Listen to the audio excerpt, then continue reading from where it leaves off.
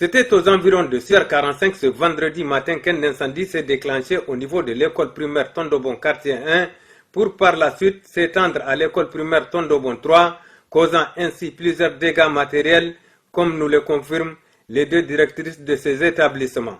Il y a eu jusqu'à 14 hangars partis en fumée, 98 tables bancs et puis 14 tableaux à chevalier. C'est de très bons matins, donc on ne peut pas savoir l'origine pour le moment. J'ai perdu 8 classes. Et dans les classes, donc, il n'y a pas de table, mais il y a une seule table sur laquelle l'enseignante est assise. Ils ont pu donc faire sortir les tableaux et quelques effets du jardin d'enfants. Aussitôt informé, le secrétaire général de la région de Dosso s'est rendu sur les lieux où, après avoir constaté les dégâts, il a lancé des appels. Selon la situation donnée, il y a environ 22 classes complètement brûlées.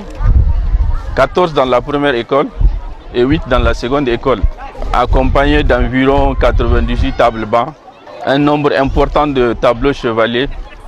Bref, c'est des dégâts énormes que les deux écoles ont subis ce matin.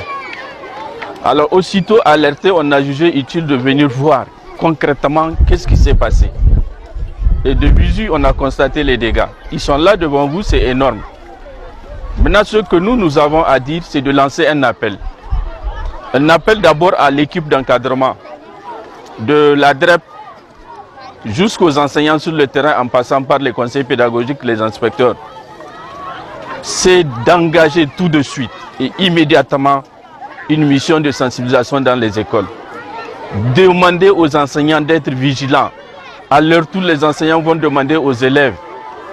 Il ne faut pas minimiser les inconnus dans les établissements.